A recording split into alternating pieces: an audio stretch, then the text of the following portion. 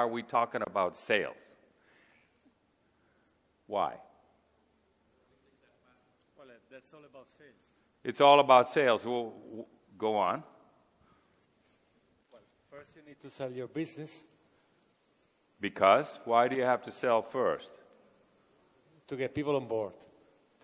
You can't recruit top-notch people until you have proven that customers will buy your stuff. So even if you're a geek, you're going to be the one that's going to be doing the selling, because you won't be able to recruit professional salespeople or others to the company until the value proposition has been validated. That's correct. And then what's the second reason why we got to have sales first?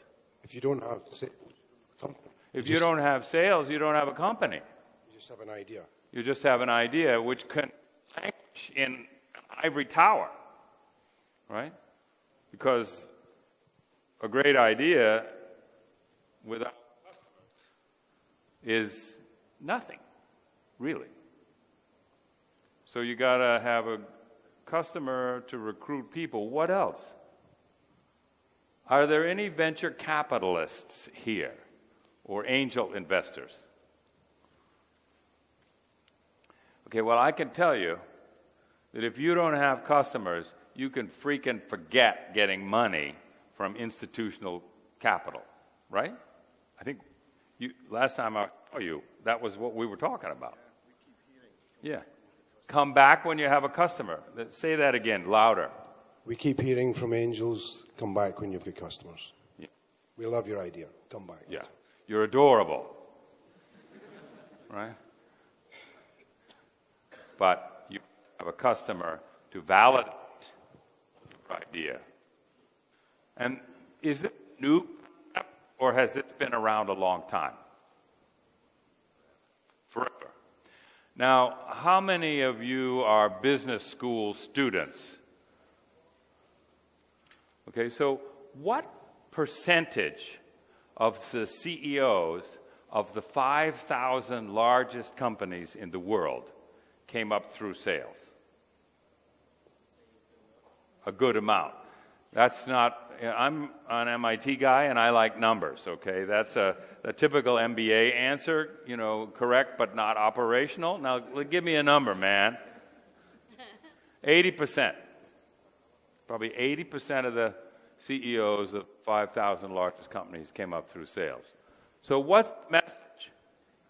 You better get a sales job. When should your first sales job take place? The sooner the better. Another MBA answer. No numbers. I need some numbers. Huh? Probably before you graduate from high school, you should have a summer job selling. And that's why the kids, entrepreneurs, have a high likelihood of entrepreneurs, because usually violate the child labor laws and get their kids involved in the company as soon as possible, like delivering to customers or going to see customers when you're 7, 8, or 10 years old. So those of you who have kids, get them involved in the company as early as possible and make sure they're out there selling, because you can handle the rejection better if you know that you can come home and get it from mom. Good. So learn to sell early. It's good for your career. Forget having a startup without customers, because you won't be able to recruit people or raise money to grow. So now, I guess you are here because you have bought into the idea that sales is critical in building a startup. Now, how many of you are engineers? Okay, well, I have some good news for the engineers, but first, I have a strong statement for you. Salespeople are not lower life forms. Okay? So I want all the engineers in the audience who promise that they will not think of salespeople as lower life forms to raise your hand, okay? I promise I won't. Okay? So I know this is a little bit like a Billy Graham rally, but it'll get better. Good. So the first message is salespeople are not lower life forms. Here's the second message for the engineers.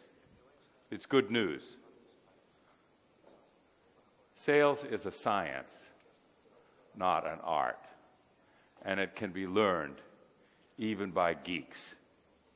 So how many of you would, realistically, in this friendly audience, classify yourself as a geek? Okay? I'm a geek, right? So, you used to be a geek, or you're half a geek, or, what is that? What does this mean? Okay, you're a geek. Okay, so good. So, do you agree with me that geeks are going to rule the world? It's just a matter of time. I don't think it's that simple. It's not that, unfortunately, it's not that simple. Okay. But geeks can learn to sell because it's a science, not an art. And I want to start on that process right now. And what is the definition of an elevator pitch? Martin? That you're able to sell your ideas in 20 seconds. Okay, so you got the fact that it's short, and you came up with a number, so that's very good.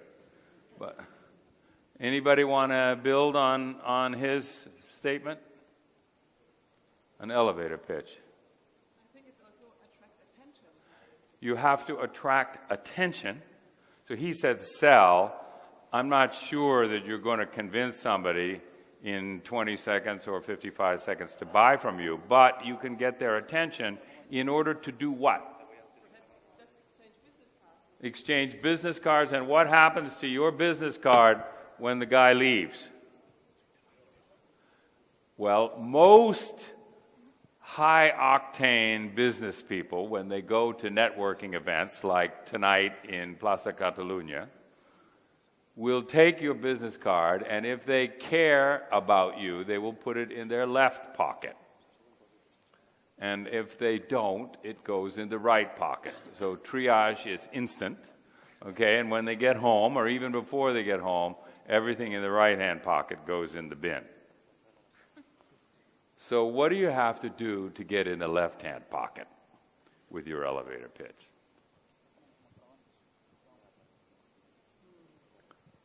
And he's right, it has to be short. It has to be short, but it also has to be appealing. So if it's only short but boring, perhaps you can make just a small joke and make him laugh or make her laugh, because perhaps this is something you won't forget.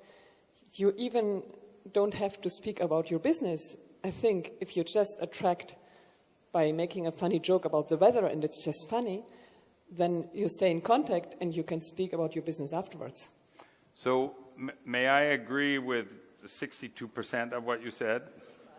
Okay. The first, I want to be just a little bit controversial. How many English people do we have here? Okay. So I have a problem with England. English people think that they should talk about the weather. Okay? Because they don't want to presume. So, you spend half of the elevator pitch talking about the weather. I'm convinced, privately convinced, I can't prove this, that the GDP of the UK would go up by a full percentage point if everybody stopped talking about the freaking weather. Okay? But what you said, the 62%, that's wonderful, leave aside the Donnerwetter, right, is you have to make a connection with some kind of empathy. And humor is part of a connection. And so I think that an elevator pitch, which let's say it's a minute, you spend 20 seconds establishing common ground, some kind of connection, and the 40 seconds, you don't talk about your business. You talk about her business or his business, and demonstrate a mastery of what's keeping them awake at night, looking at the world from their point of view. And now here's the hardest part. It's usually questions. So if you're meeting the head of R&D for a big pharmaceutical company, let's say, you might want to say, is it still true that you guys spend $1 million a day bringing a new drug to market? Well, it turns out that the answer is yes, unfortunately, or fortunately. If we could save you 120 or 150 days, would that be interesting? I mean, you got some numbers there, that's good, and 150 million, even for an R&D guy in big pharma, is a real number, right? So there's two questions that show that you understand his pain. And it leads up to, and everybody knows from psychology books, that if they say yes twice, they're more likely to say yes the third time. And so your third question could be to ask for the meeting. Because the purpose of an elevator pitch is to get them to be willing to spend more time with you. And if you can't do it in a minute, if you can't establish rapport, demonstrate mastery of their number one headache, and offer an appealing and interesting alternative to their headache, or position yourself as aspirin for their pain, if you can't do that in a minute, you don't have a business.